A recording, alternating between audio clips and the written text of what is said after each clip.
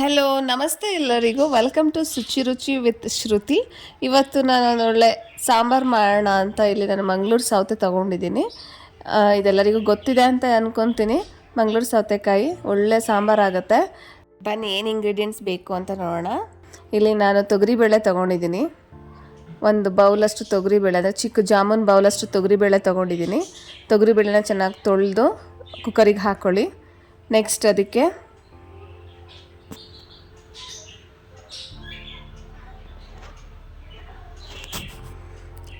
ನಿಮಗೆ ಎಷ್ಟು ಬೇಕು ನೀರು ಸಾಂಬಾರಿಗೆ ಅಷ್ಟು ನೀರು ಹಾಕ್ಕೊಳ್ಳಿ. ನಾನಿಲ್ಲಿ ಒಂದು ಅರ್ಧ ಚಮಚ ನೀರು ಹಾಕ್ಕೊಂಡಿದ್ದೀನಿ. ನೆಕ್ಸ್ಟ್ ಅದಕ್ಕೆ ಒಂದು ಜಾಮೂನ್ ಬೌಲಷ್ಟು ಟೊಮೊಟೊ, ನೆಕ್ಸ್ಟ್ ಈರುಳ್ಳಿ,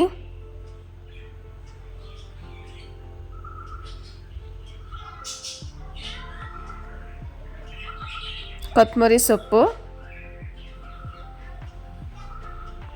ಬೆಳ್ಳುಳ್ಳಿ,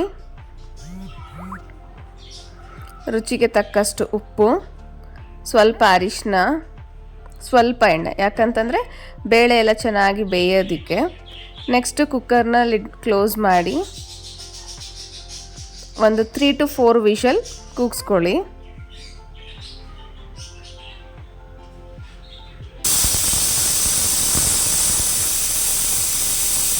ಒಂದು 3 to 4 ವಿಷಲ್ ಆದಮೇಲೆ ಈಗ ಸಾಂಬಾರಿಗೆ ರುಬ್ಬೋದಕ್ಕೆ ನಾನು ತೆಂಗಿನ ತುರಿ, ಒಂದು ಜಾಮೂನ್ ಬೌಲಷ್ಟು ತೆಂಗಿನ ತುರಿ ತೊಗೊಂಡಿದ್ದೀನಿ.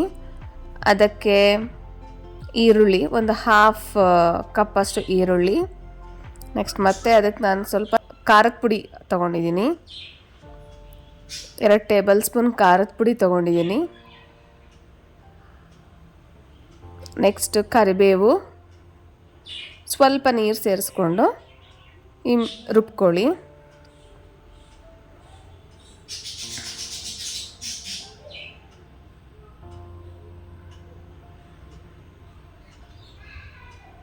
ನೈಸಾಗಿ ರುಬ್ಕೊಳ್ಳಿ ಎಲ್ಲನೂ ಕೂಡ. ಎಲ್ಲ ನೈಸಾಗಿ ರುಬ್ಕೊಂಡ್ಮೇಲೆ ವಿಷಲ್ ಆರಿದರೆ ವಿಷಲ್ನ ತೆಗೆದು ಕುಕ್ಕರ್ ಲಿಡ್ನ ಓಪನ್ ಮಾಡಿ ನೆಕ್ಸ್ಟ್ ಅದಕ್ಕೆ ಮಂಗಳೂರು ಸೌತೆಕಾಯಿನ ಸ್ವಲ್ಪ ದಪ್ಪದಾಗಿ ಕಟ್ ಮಾಡ್ಕೊಂಡಿರಿ. ಯಾಕೆಂದರೆ ಅದು ನೆಕ್ಸ್ಟು ಕುಕ್ಕರ್ ವಿಷಲ್ ಕೂಗಿಸಿದ್ಮೇಲೆ ಮತ್ತೆ ಅದೇನಾಗಲ್ಲ, ಮಿಲ್ದೋಗಲ್ಲ, ತುಂಬ ಸಾಫ್ಟ್ ಆಗಿಬಿಡತ್ತೆ. ಹಾಗಾಗಿ ಸ್ವಲ್ಪ ದಪ್ಪದಾಗಿ ಕಟ್ ಮಾಡಿಕೊಂಡ್ರೆ ನಿಮ್ಗೆ ತಿನ್ನೋದಕ್ಕೂ ಸಿಗುತ್ತೆ, ಚೆನ್ನಾಗಿರುತ್ತೆ. ನೆಕ್ಸ್ಟ್ ಮಂಗಳೂರು ಸೌತೆನೂ ಹಾಕಿದ್ಮೇಲೆ ಇನ್ನೂ ಒಂದು ವಿಷಲ್ ಕೂಗಿಸ್ಕೊಳ್ಳಿ. ಒಂದು ವಿಷಲ್ ಸಾಕು, ಇಲ್ಲ ಅಂತಂದರೆ ಚೆನ್ನಾಗಿ ಬೆಂದೋಗ್ಬಿಡುತ್ತೆ ಅದು. ಹಾಗಾಗಿ ಒಂದು ವಿಷಲ್ ಸಾಕು. ಒಂದು ವಿಷಲ್ ಆದಮೇಲೆ ಸ್ಟವ್ ಆಫ್ ಮಾಡಿಕೊಂಡು ನೆಕ್ಸ್ಟ್ ನಾವೇನು ರುಬ್ಬಿರ್ತೀವಿ ಮಿಶ್ರಣನ ಅದನ್ನು ಅದಕ್ಕೆ ಮಿಕ್ಸ್ ಮಾಡಿ ಎಲ್ಲ ಆದಮೇಲೆ ಚೆನ್ನಾಗಿ ಕುದಿಸಿ.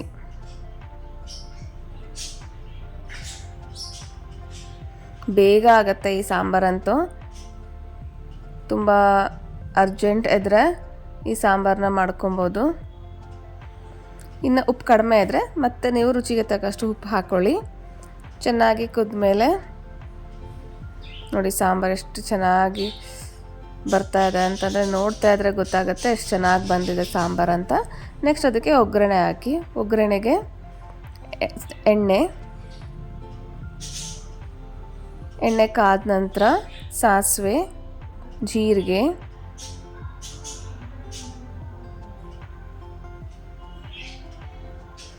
ಅವೆರಡು ಆದ ನಂತರ ಬೆಳ್ಳುಳ್ಳಿ, ಜಜ್ಜಿರೋ ಬೆಳ್ಳುಳ್ಳಿ, ಅದು ಚೆನ್ನಾಗಿ ಬೆಂದ ಮೇಲೆ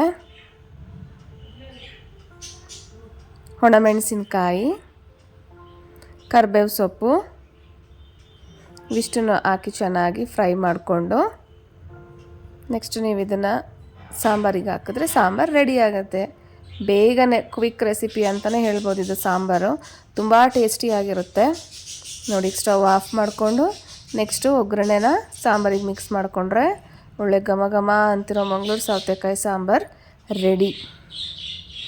ತುಂಬ ರುಚಿಯಾಗಿರುತ್ತೆ. ಒಂದ್ಸರಿ ಟ್ರೈ ಮಾಡಿ ನೋಡಿ, ನೀವೇ ಹೇಳ್ತೀರಾ ತುಂಬ ಚೆನ್ನಾಗಿ ಬಂತು ಈ ರೆಸಿಪಿ ಅಂತ. ನೆಕ್ಸ್ಟ್ ಅದನ್ನು ಹಾಕ್ಕೊಂಡು ಸರ್ವ್ ಮಾಡಿದ್ರೆ ಒಳ್ಳೆ ಮಂಗಳೂರು ಸೌತೆಕಾಯಿ ಸಾಂಬಾರು ರೆಡಿ. ತುಂಬ ಟೇಸ್ಟಾಗಿರುತ್ತೆ. ಇದನ್ನು ನೀವು ಅನ್ನದ ಜೊತೆ ಮುದ್ದೆ ಜೊತೆ ಎಲ್ಲ ತಿನ್ಬೋದು. Thank you.